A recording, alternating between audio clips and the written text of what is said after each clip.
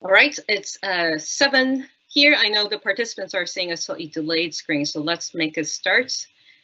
So welcome, I'm Jess Wang. I'm a lecturer in the psychology department, and I'm delighted to be hosting tonight's Q&A with a panel of really wonderful Lancaster Psychology students. We have with us Holly Barrett, Gian Gloriani, Megan Little, Marisa Say, Brendan O'Hanlon, and Emily Reese. So full panel today, and we have a range of students from kind of first year to masters. We'll get them to show their lovely faces and say hello in a minute. But first, just a few points of housekeeping, okay? So this is our first Q&A of this format, so please bear with us if we encounter any technical glitches. If you have any questions, please use the Q&A box, post at any point during the session. So it's that little kind of question mark conversational sign you can see is the kind of box you need to input. So we have an hour today, and we will end promptly on 8 because it's Bakeoff semi-final, so I'm sure everyone's got to, go and attend to that. But we will spend the first half of the session on a range of pre-submitted questions. So we put out a survey to some of you, and we've got an idea of what you'd like to kind of hear about today. So we will cover that in the first part. And then in the second part, we will try to capture some of the questions you submit during this hour. Okay, so please don't be shy, just kind of put your questions in the Q&A box. But please bear in mind that, whenever we run these events, quite often we have more questions than we're able to cover. So if we don't get to your question, apologies, but do please kind of get in touch with us if it's a question you really need an answer to, okay? So we'll try to kind of chat away in the hour and hopefully cover as much ground as we can. And then just finally, we have the kind of Teams offer a caption option. So it's the CC button you would need if you would like captions. But please bear in mind the subtitles are generated by Microsoft, so we have no control over the accuracy as it's going out live. So apologies in advance if, my funny accent gets captured incorrectly. I've seen it done many times. So yeah, please bear with us on that. Okay, so without further ado, I will get our lovely panelists to come and say hello. And we will start with Brendan, who is currently doing a master's, and he came through the psychology undergrad program. So take it away, Brendan. Mm-hmm. Thank you very much. Hi, everyone. I'm Brendan O'Hanlon, and like Jess said, I'm a master's student. So I completed my 3-year undergraduate course at Lancaster earlier this year, and I've just started now on my 1-year master's course, progressing on to a 3-year PhD program at Lancaster as well after that. Yeah. Hi. Brendan. Look forward to talking to you. Thank you. And next we have Marie, who's in her 3rd year. Oh, sorry, Marie, you're muted. Got it. Hi, everyone. My name is Marisa Say. I'm a 3rd-year psychology student. Same Brandon. I'm enjoying it at the moment. So any questions you have, please let us know. Great, thank you. And then next we have Megan. Megan is a little bit frozen. We'll cut back to you in a second, Megan. Let's go to John, if we can. Hi, I'm Gian. I'm a 1st year in psychology course, so nice to meet you. Thank you. And then we have Holly with us as well. Hello, I'm Holly. I'm obviously doing psychology and then a minor in criminology as well, just for the 1st year. Great, thank you. Let's kind of progress to our first question, and when we can, we'll cut back to Megan. So Megan, you can kind of give me a wave in your little box so I know you're there, and we can cut back to you. So our first question is about kind of what our students like in the program. So we had a few people asking us this. So we're just going to go around because we have a nice collection of students ranging from 1st year to master's. So I'd like to get everyone to tell us what their favorite module is. And we'll start with 1st years. So John is looking ready to go. Let's go to John. You set me up, Jess. So I have quite the controversial opinion. but I think the statistics module is the best. Only because of coronavirus, it's my only in-person thing. So everything else is online, and pre-recorded. So you just do that in your own time. But the statistics, we get like a lab lesson, like in the actual labs. And so I just like the actual coding aspect of the module, because you get to actually use what you learn and see what it's used for with like graphs and everything. But yeah, I'll stop geeking out. Yeah, so I mean, obviously the current first years are having quite an unusual time with starting an undergrad degree. And at Lancaster, we take a blended approach.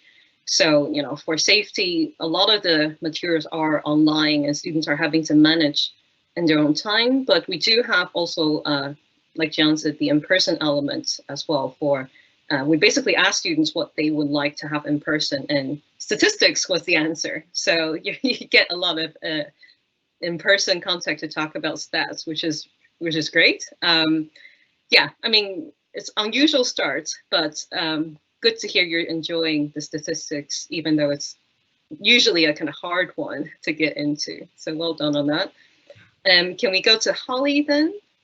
Yes. Hello. I think my favourite one is probably the developmental psychology that we've done so far this year. I think just because I always really look forward to doing it at uni as well, and it's just finding out different things like the formation of language that you never really think of, like how do we get it, and then we actually get to learn how it happens as well. So I think that's really useful because we have 3 lectures a week on that one, so it's a bit more than the other modules as well, so that's good. Mm-hmm. Yeah, so do you want to tell us a little bit about what you're getting in your first year? Yeah, so I think first year for us at the moment, obviously, is a lot online, so we haven't had like seeing other course mates as much, but we do have the group chats that we use to communicate with each other, and they're definitely helping quite a lot. But yeah, the modules at the moment is very widespread of what we're learning in psychology. So you've got the statistics, you've got research integrity, and then you've got the topics like developmental and neuroscience as well, which is good. Great, thank you. So let's get to Marie then. Yeah, so far, so in my 3rd year, I think the module I liked the most was 2nd year social psychology, just because as I've progressed through 3 years, we've covered everything from neuroscience, developmental, cognitive, so like pretty much a wide range of psychology. And I found that for me, the social aspects of it is what I like really quite a lot. And I find that especially with social psychology, I tend to remember more of what I learned there, because I can easily apply it to real life compared to something like, if it's just factuals about the brain, I tend to forget that quite easily. So I like that aspect of social psychology. I can see it in practice easier. Yeah, great. Thank you. And then can we go to Brendan next? Yeah, so my favourite set of modules would have been the ones from 3rd year, which are more specialised in that you get to choose 5 modules that you find interesting to do through your 3rd year.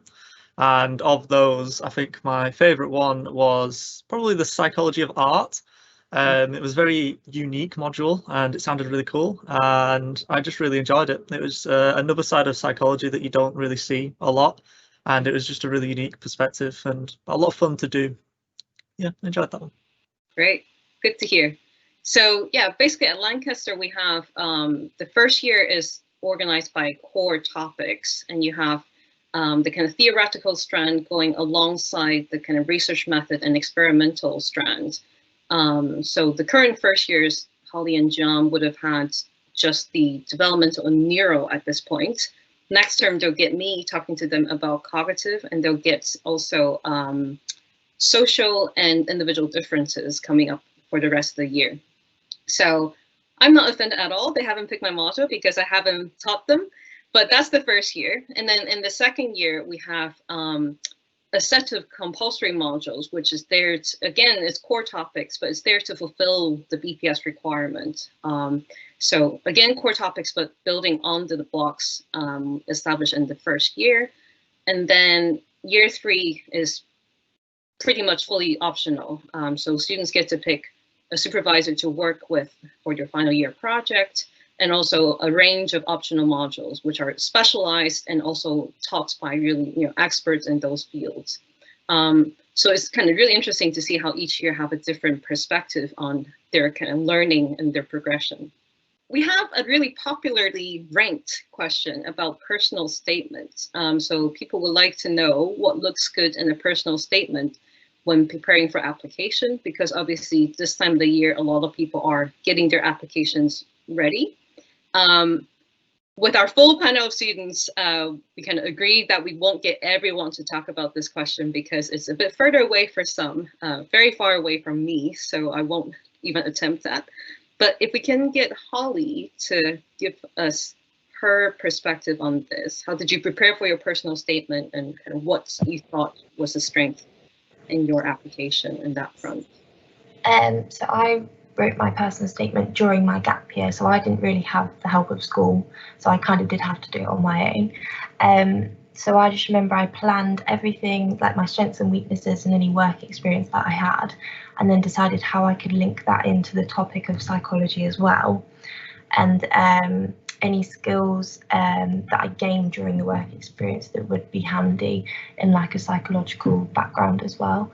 But yeah, I think it's just important to remember to link it to the topic you want to study, to make it just seem overall, this is the topic you've chosen, this is why you study it, and this is why you'd be good at it, I think. Mm-hmm.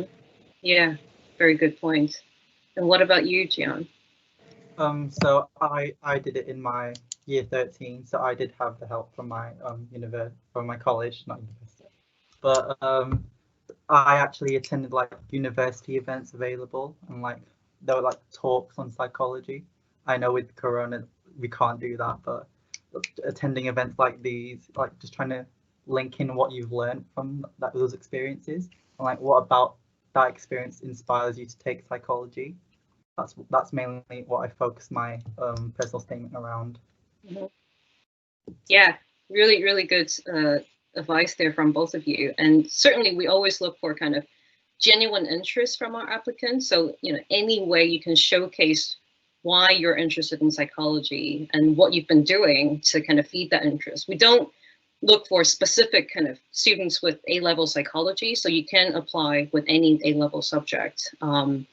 But, it'll be good for us to see your interest and passion in psychology, be it, TED Talks you're listening to, or kind of volunteering work you're doing.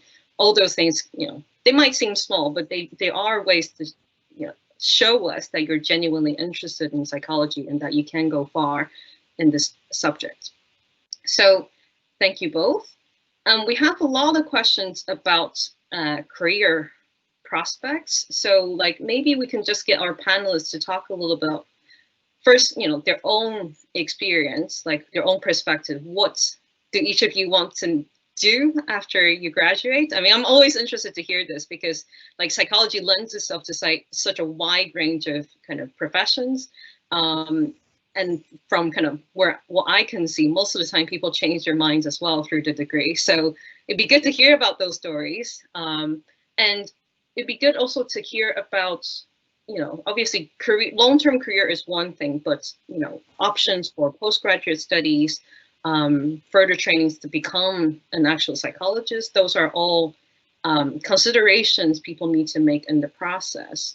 So let's get Brandon, if we can, because you're kind of furthest along in the journey.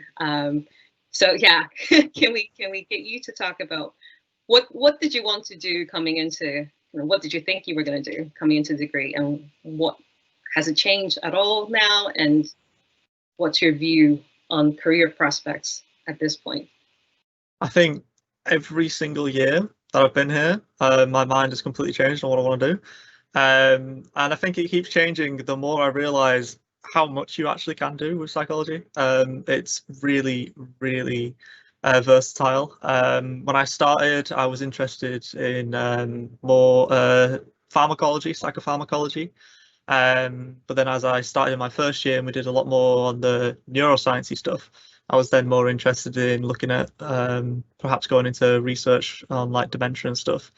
Then going into my second year, I was hearing more about all of the management stuff that you could go into with psychology, whether it be like going for high up management in businesses or retail or such. And then in third year, I remember going to a careers fair, and there was I can't remember which business it was, but they specialised in user experience research. So from that, I started looking at Google and applying for Google jobs as research interns.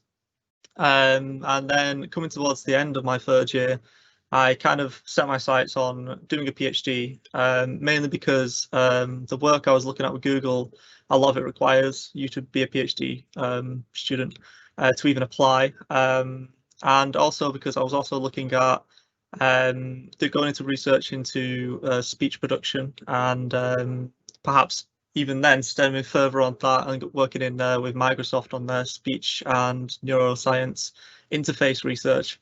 So honestly, it keeps changing. And right now I'm going to do a PhD, so we'll see how that changes again every year for the next 4 years. Yeah. But it really is versatile. Like, so much you could do. Sounds like you've thought of every option there is, or more or less. Like it feels like it. Yeah. Great. That's really nice to know, and I'm sure keep an open mind. Yeah, Change definitely. might be to come. Yeah, thanks for sharing that. No worries. Marie, can we go to you next? Yeah, I'm kind of similar to Brandon as well in that I've changed my mind quite a lot. I remember when I first came to university, it was like, okay, do my undergraduate, do a master's, do a PhD. And now the thought of doing a PhD is like, I can't even imagine it. So what I have like 3 options at the moment. So one is doing a master's, but doing it abroad, because I've just found that I want to learn a different language. I want to be in a different environment, meet new people. I'm looking at behavioral finance, so that kind of links psychology with the finance industry in that aspect. So I really like that. And another thing I've also been thinking of doing is radiography, which is very different and quite out there, but also leads from a psychology degree. You can do it and then kind of become like radiography assistant, and that kind of leads you to a job right afterwards as well. So at the moment, I'm not really sure, but I'm planning to take a year out after I finish to try to figure out what I want to do and just take my time. There's no point into rushing into something and then realizing it's not what I want to do. So, yeah. Yeah, brilliant. It's good to be like, having so many options and all different from what Brendan already mentioned. Most amazing. Thanks, Marie. Can we go to Gian next? Hi, yeah. So when coming into uni, I originally wanted to do clinical psychology, but I have like a sneaky feeling I'm not going to go into that. So, I've just adopted like an approach, like just see how it is after the year 1 and see which module I like first. So I have no goal for now, which sounds, but hey ho. Yeah. Keeping an open mind. Yeah. Sensible. What about you, Holly? I think I originally came to uni and I really wanted to do this idea of animal-assisted therapy. So it's the idea of taking children with like ADHD or autism and using animals as a way of therapy for them. And I think I was really excited about that. And then like literally 2 weeks ago, we started neuroscience and I've really enjoyed that so much. I'm like, oh, okay, well, maybe I could do something to do with that. So yeah, I'm not sure. Sure. It's fine because you're only in the first term of your first year. So yeah. It's good to be in a position to be able to change your mind. And I think it's good because we're quite open about this. I would quite openly say, yeah, like I went into my degree thinking I would do clinical and no, just didn't. Because psychology is so versatile and you keep on discovering new areas when you come to new modules and it sparks new interests and it's great. Like that's what's so wonderful about the subject. You can apply it in so many different ways and there are those jobs out there that would allow you to do that. So use your degree, so like still use your degree, but multiple different ways. We do have a related question on this point, which is the kind of opportunities people get during the degree. I know Brandon has quite a bit, quite a lot of involvement in the kind of placement scheme. So like perhaps you could talk briefly about that, like what opportunities students have in terms of course, the modules would help to kind of find your intellectual interests and spark that curiosity, but also, at Lancaster, we're quite focused on getting students ready for the kind of working world. So yeah, if you don't mind, Brendan, I'll get you to talk to us about that. Yeah, so Lancaster's psychology department has this really awesome scheme called the Psychology Employability Program. And basically this scheme offers students in every year group the opportunity to take on voluntary research placements in laboratories, as well as community placements in the Lancaster and Morecambe area, for a very wide array of roles and such. Just to give a few examples of community ones, I know the Lancaster Royal Infirmary works closely with the voluntary service to have psychology students from Lancaster come in and work on the dementia wards, working with patients with dementia and keeping them happy and entertained where they would usually not really have anyone to talk to. And there's also in the past been prison role responsibilities with the Lancaster, forgot the name of it, but there's quite a wide range of opportunities in the community placements there. And for me personally, I was quite involved in the research placements, which really opened my eyes to how psychological studies are actually conducted at a university level. And I've honestly stuck with that for my, pretty much full 3 years. I was in research placements in the Neuroscience of Speech and Action Laboratory at Lancaster. So yeah, for me, the opportunities at Lancaster, honestly, before I came, I didn't really know that they existed. So it was great that when I got here to see how much there actually was to help me get a lot of experience and kind of test the waters and see what you like and what you don't like, which was quite important for me as well. But yeah, there's a lot available. Yeah, no, so like, the good thing is it's open to all year groups. So, instead of being limited to do placements all in 1 year, like you can keep on trying different things to find out, like Brendan said, what you do and don't like, because I always tell my students, there's really no harm doing placements, because even if you don't like it, for sure you don't like it, and you can cross out that option. Like you haven't got to keep on pondering, oh, am I gonna like this? Because in order to find out whether something is for you, you kind of have to see what the day-to-day is like to get that experience. So, it always looks good on your CV. You have more diverse experience, but also it's informative for your, personal decision-making. So, yeah, I'm really a big fan of this placement scheme, and I've always taken students into my research lab every year. And it's a really nice way for us to interact with students outside of the core curriculum as well, to be able to, directly do research with our students, not just teach them, the knowledge and research. So yeah, big fan.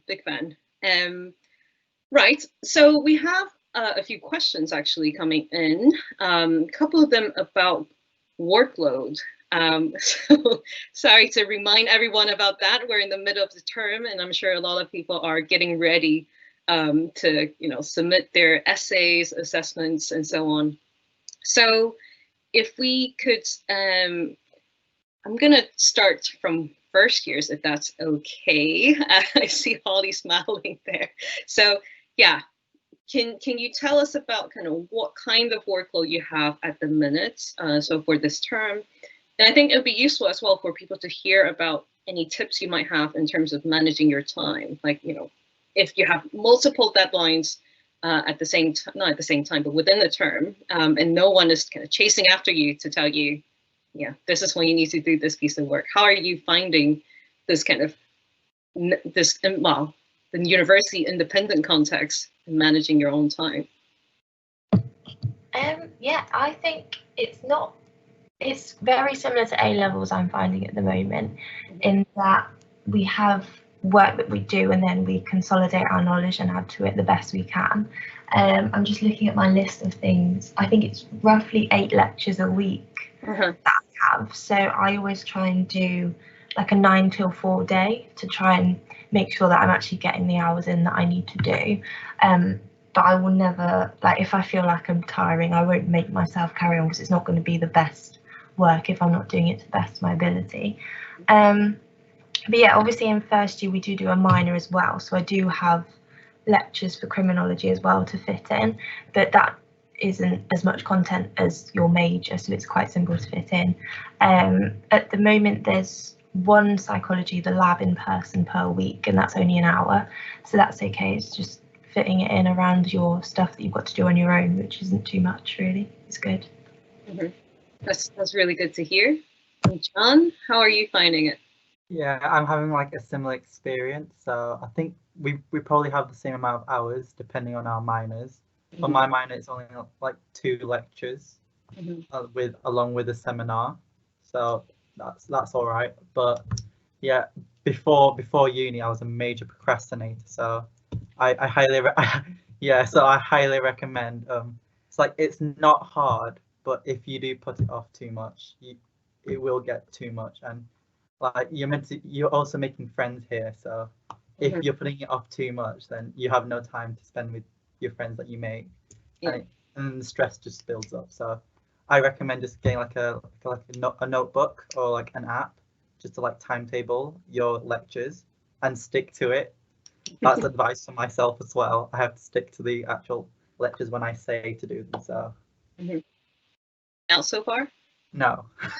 Oh, no. No. Well, halfway there. Yeah. I mean, this is the interesting thing, right? Because you haven't got back-to-back classes in a day. Like, your day is, sometimes full of lectures, but sometimes just open. So it is up to you to kind of work out. I mean, you're learning about yourself a lot in the university days, for sure. Like, you learn, like what Holly said, when you are productive, when you're not, when you can produce good work. Those are all useful information, because you get to know yourself, get to know the way you work. And certainly, like, I'm also a procrastinator. So I frame it as I work well to deadlines and work well under pressure. But there is a balance. I come to learn as well how much time I realistically need to complete a task. So yeah, trying to budget that in. And also, it's okay if you fail. It's okay if your plan kind of doesn't quite come to fruition, because it's again useful information for the next time, for when you make a new plan, when you make adjustments. So yeah, thanks for being very frank with us about that. It's really nice to hear a fellow procrastinator. So thank you. Megan, can we get your perspective if we have you? Yes. Audio. So I'm actually very similar to Jan. I am a procrastinator through and through. That's the actual psychology course.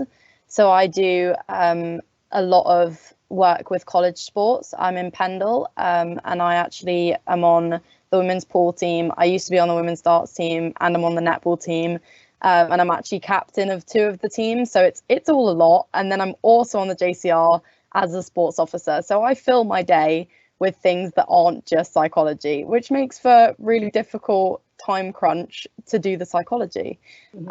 So my advice is a timetable set up where you can just really block out time psychology and nothing else. And then also block out times where you just have your own downtime, like watch a movie, hang out with mates, just really chill time, because you have to have a balance, definitely.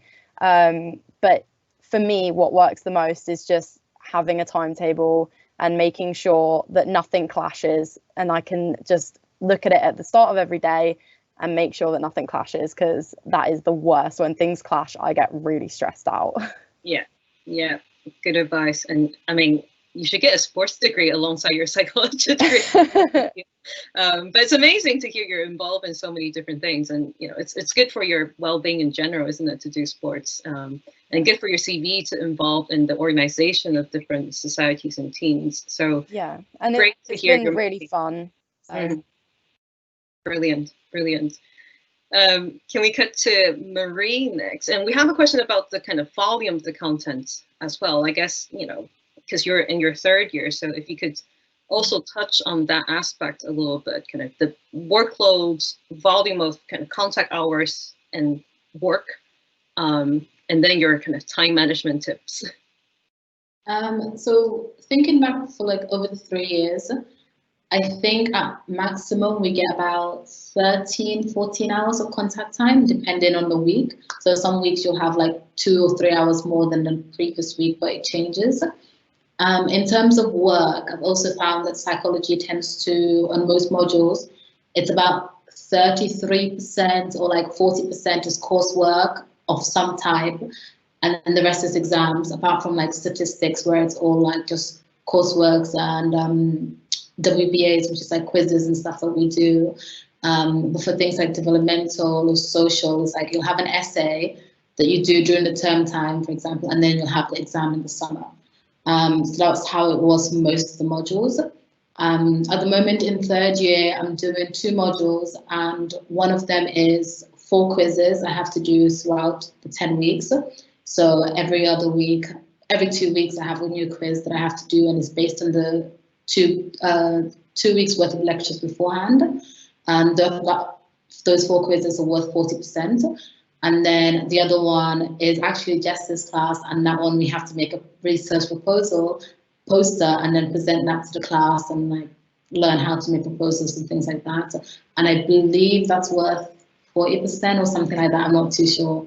Might be even 50%. Well, 50%, that's even better. But then at the end of the, in May, we'll have an exam on both those 2 modules. So that's kind of how it works, I find, with most modules. In terms of workload, those have been, this year, I think I had less.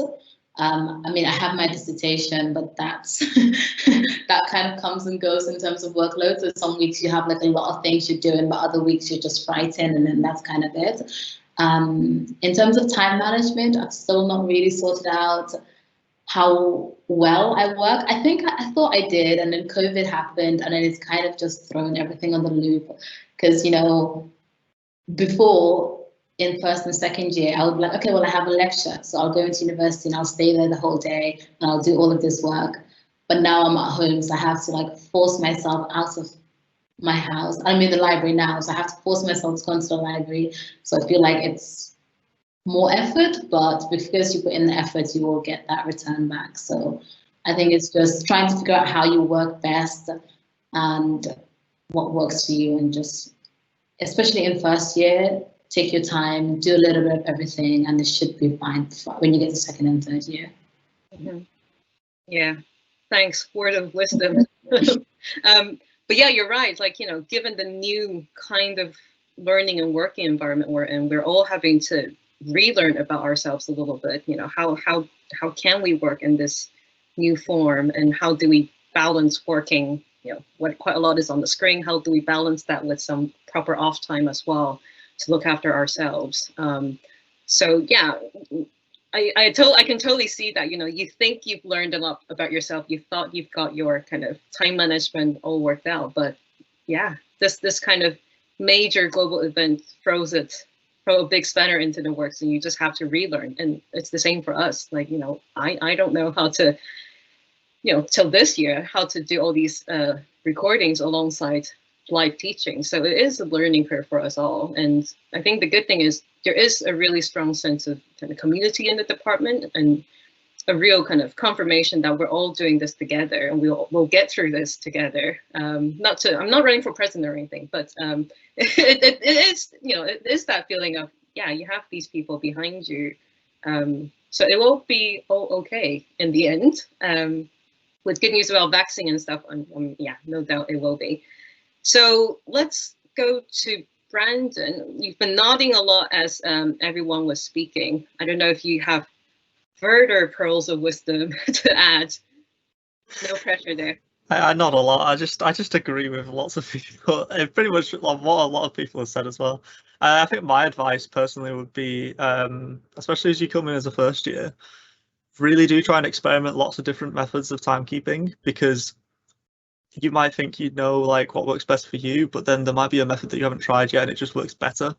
For me, I fall into the very frustrating category of I work best when I am under stress. So the way in which I helped myself make sure that I wasn't just leaving everything to the day before was every time I got a deadline, I would say to myself, no, the deadline is actually a week before. And I try and get myself as early as possible, if you know what I mean, make my own deadlines up so that I'd put myself under that more tight, restricted, stressful, you've only got 1 week left. And then if something does go wrong, you've got another week afterwards. So it's not like a worry so much as it is more of a, you have to do this now because I know you won't do it if you leave it another week. But like trying to get myself into that zone, it did take me probably up until partway through second year, really, until I started doing that. I found that my first year, I had a lot more time outside of the course to like go try out new like hobbies and stuff like that and really boost up social life. And then second year, when the course became, there was like 8 modules instead of the 4 core ones and a few extra experimental ones. So that restricted the time a lot more, and I found that with more on my timetable, I did a lot better. So then I kind of took that to the extreme in third year, and I had 4 jobs, and I was doing my dissertation and the course, and that worked great for me. But like, I don't advise you to do that, to be fair. So this year is actually really weird because I have 0 jobs and the least contact hours I've ever had. So wow, I eat so much ice cream and I sleep so much. So it's trying to get myself to like adapt now and give myself stuff to do. So I'm just trying to do as many new hobbies as possible just to keep myself busy, because if I'm not busy, I don't do work. So experimenting would be my advice. Work out what works for you. Yeah, really good advice. I mean, it's interesting we have so many procrastinators on the panel. Everyone's like laughing their heads off when yet another person like, yeah, I procrastinate and I work well to deadlines. Yes, I've done that as well, setting my own deadlines and then completely busting my own lies. But yeah, you live and you learn, right? It's all part of it. We have a few questions about kind of preparing to get into the kind of application process. So people are asking about kind of what subjects and grades you need to get into university psychology degree. Obviously, different universities and degrees have different entry requirements. We're currently on an AAB and a 6 for maths. So that's the kind of current tariff, as it were. But I think it'll be interesting to hear what people did get coming into Lancaster. And I guess it'd be good to hear your experience of how you think your A-level subject did or maybe didn't help you in your study in the psychology degree. So I think it's only fair to give the first year the first stab, so that people kind of who've seen more don't kind of grab all the points. So I see John smiling away. Can we go to you first, John? What did you do for your A-levels, and how did you see that relate to your degree?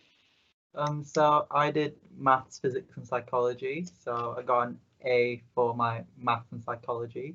So they definitely helped me with the current modules. So for stats, maths definitely plays a big role, and psychology just is like a background to the actual degree. But you do learn more. So psychology A-level isn't just the degree. You learn way more. So, but yeah, that's pretty much it. Physics, I won't say it's helpful, but it's a science. Yes. I can give you that. But yeah. I'd say biology would be more helpful. Not to say it's a requirement, but like say like neuroscience right now, that would give you a strong foundation, I'd say, but it's not a requirement. So. Yeah. So we don't. Thank you. We don't currently have kind of required subject as such, but for some of the borderline cases, we do look for evidence that an applicant can do science, because ultimately the way this psychology degree is taught is a scientific subject for the best part of it. So yeah, we kind of look for that evidence, and certainly, like John said, even something as far away as physics from psychology, because one is about elements and one is about people, but actually, it is that scientific thinking we're looking for, and the kind of logic you apply to thinking about these scientific theories that's going to be helpful anyway in the broader sense. So yeah, don't be discouraged if you don't have A-level psychology. I'm curious to hear what Holly took in her A-levels, because when John said physics, math, psychology, I wish you could see her eyes. It really lit up. I did psychology, biology, and PE. PE hasn't been any help yet so far. I doubt it will be. Definitely biology, like with the neuroscience, as you said. So we were doing a bit on membranes this week, and that was one of the topics in biology. Obviously, A-level psychology is useful, but I think having had a gap year, I forgot quite a lot. And then coming in, it has, like, people have gone over it again. So if you don't have it, it's not like an essential, because you will get taught it again. Yeah, that's right. So thanks for reminding us to kind of cover this point, because we do, I teach on the first year course as well. We do take everyone gently from the very foundation, partly because, one core part of the psychology module cluster is offered as a minor subject to people who don't major in psychology. So we definitely don't assume any kind of existing knowledge, because it needs to be accessible to everyone, really. So I think that's a really nice way to start a degree, to kind of just, use what you have learned as a foundation, but also be prepared to learn a new way to learn, if that's making any sense. Gian kind of mentioned it's a different style of learning. It's kind of being independent and going to the original sources for these evidence and knowledge as well. So, obviously don't throw away anything you learn in A-levels, but also don't worry if it's not directly linked to the subject you're applying to, psychology or otherwise, because in the broader sense, it is useful to be, entrained in these ways of thinking and applying logic in these subjects. Okay, if we could cut, is Megan connected? Yeah, I'm here. I think by sound at least. Yeah, you are. So I'm actually a bit of an anomaly so far, in the fact that I am awful at science and maths. So I did A-level psychology, A-level English, literature, and modern history. So they were very on the humanities side, which was obviously quite different from most applicants to psychology. I also did GCSE psychology though, and I think that really helped me kind of stand out in terms of applying, because it kind of was an extra ball in my court, I would say.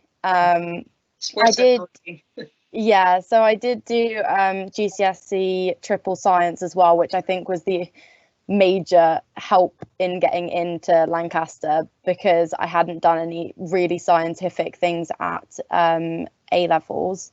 But to be honest, I think my personal statement was a key to me getting in and being successful, and that really helped me get in. And then throughout the course, I've found that my knowledge of English and history has also played into quite a lot of the psychology, actually. It's surprising how many different subjects kind of come into psychological knowledge.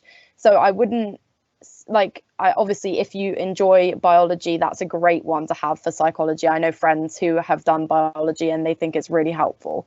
But for me, I don't think you have to have that scientific and mathematical kind of background to do psychology. You really can just pick psychology up, even if it's not something that you've ever done before, and even if it's not something that you've done in a scientific way before. So yeah, good points, thank you. I'm aware of time. I think we can squeeze in another question, but I wanted to check if Marie and Brandon has any further subjects you wanted to add to the list. The only difference to me would be that I took chemistry. That was it. And I did do a BTech business, so that was something else in there. But yeah, yeah. That might explain why you're interested in behavioral. Yeah. I've been listening and making notes.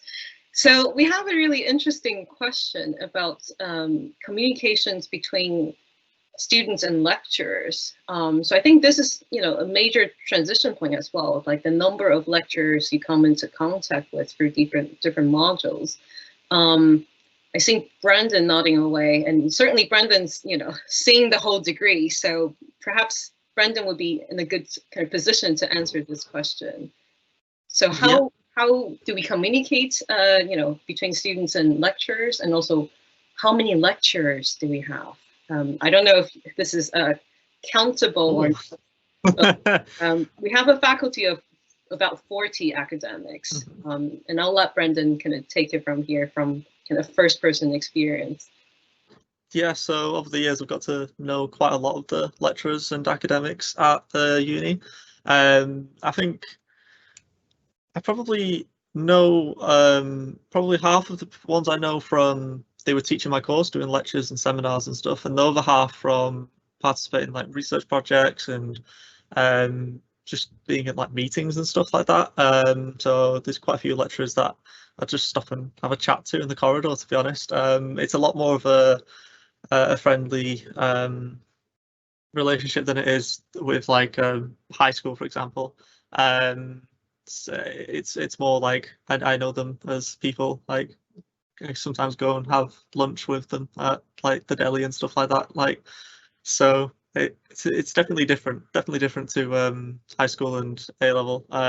But I personally like it a lot more because you get to know the people and you get to see how passionate they really are about what they teach, and you can learn a lot from that. So yeah, great. Thank you.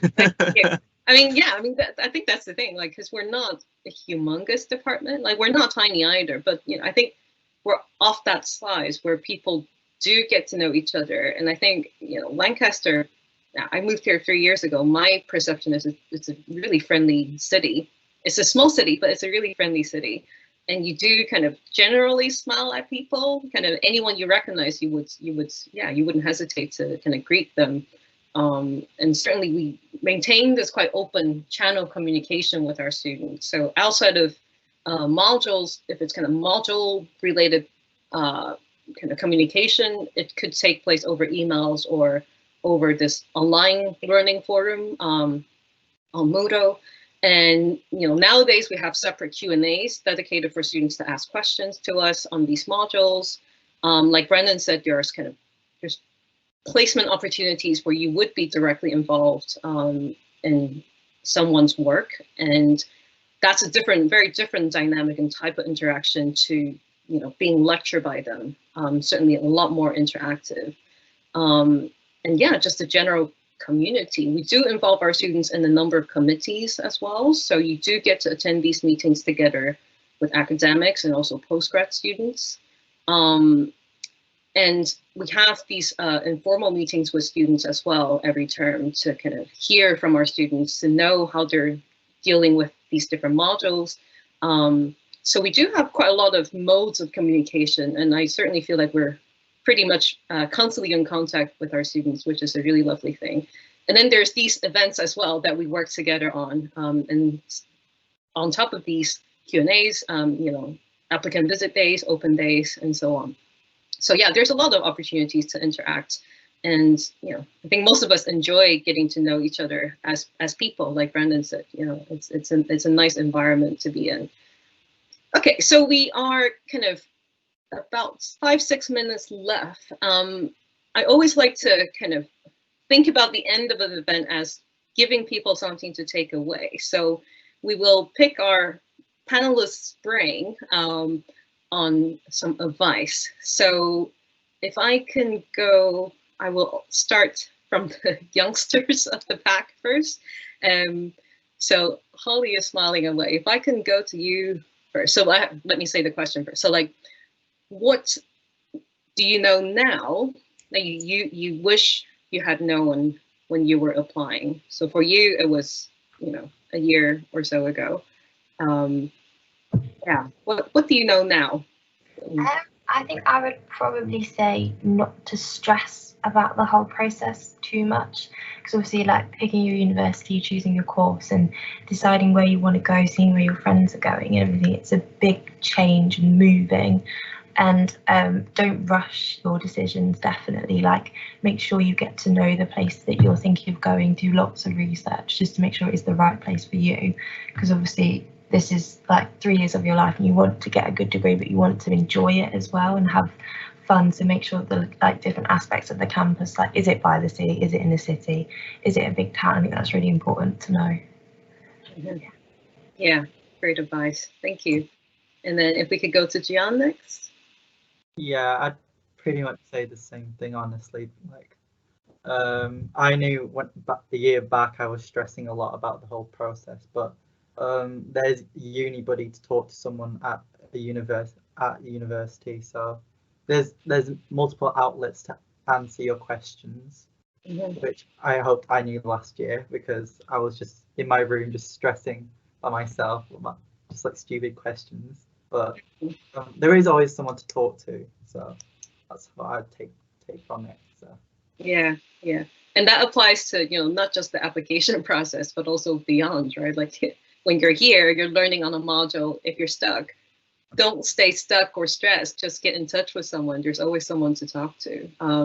So back on the kind of application process, yeah, thanks for mentioning UniBuddy. So there's a little kind of chat icon you can click on the university page to talk to the current students. Obviously, we run kind of applicant visit days and open days as well. So there are kind of, again, opportunities for live interaction with the department. And certainly you can get in touch via our email as well. So psychology@lancaster.ac.uk. We actively kind of process these queries. So don't be shy to get in touch. If you're unsure about anything, don't be kind of stressed out. Okay, if we can go to Megan for word of advice.